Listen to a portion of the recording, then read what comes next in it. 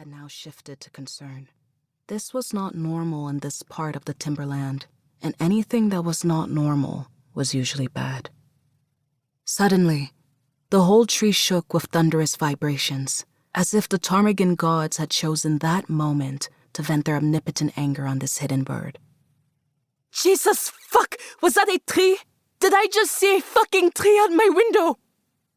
Like an angry deity descending from a tumultuous heaven, a plane sheared off the top of the spruce, sending the ptarmigan flying off to pursue new, albeit quieter adventures amidst a hail of needles and splinters. Yeah, I think our left wing clipped it. Hold on! We're in a plane that's falling out of the sky into a frozen wilderness at 200 kilometers an hour with a damaged wing, and seriously, you think holding on will help? There was a dramatic pause before the pilot answered. Well, it won't hurt.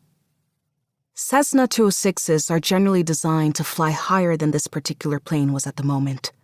A good, reliable utility aircraft, barely 20 years old. It was currently finding the principles of aerodynamics versus the laws of gravity somewhat problematic. It was in an argument of lift versus acceleration versus gravity versus ice on the wing, and to be blunt, the plane was losing. Luckily, only 3 of the 8 available seats were occupied. Merle Thompson was a rather understandably stressed pilot currently attempting not to engage in a potentially dangerous game of tag with the landscape. Just behind her, and to the right, sat an equally stressed Fabiola Halan, a woman deeply regretting having gotten out of bed that morning.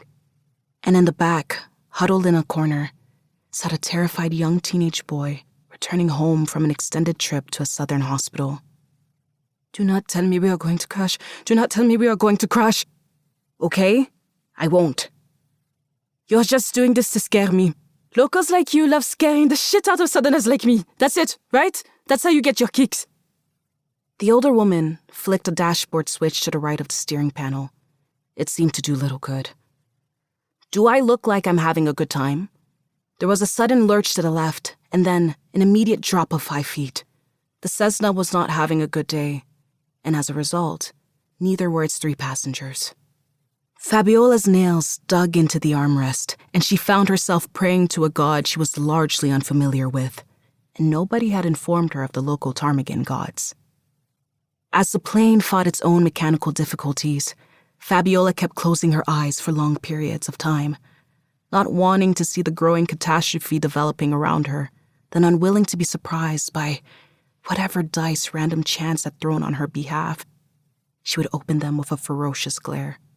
The window, a scant foot to her right, reinforced her growing apprehension of her rapidly approaching fate. Half to herself and half to the woman sitting behind her, the pilot muttered, I've been flying up here for 14 years, and I haven't yet lost a customer. Don't worry, she'll hold together. A long time ago, in a faraway place, the dark-hued passenger had sworn she would never take another boat ride. If she walked away from this, Fabiola would have to expand her no-travel ban to include planes, which would essentially limit her to trains, Ubers, and carnival rides.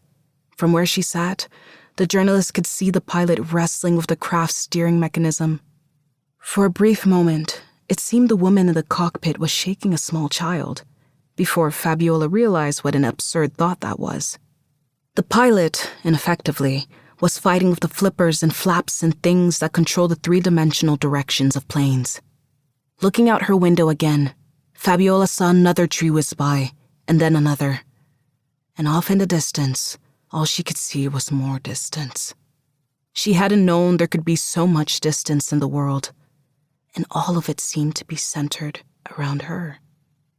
Behind her, she could hear the boy muttering something.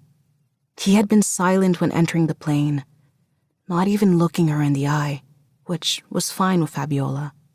The boy had remained quiet during the entire flight, up until now. To the journalist, it sounded like a prayer, but in another language.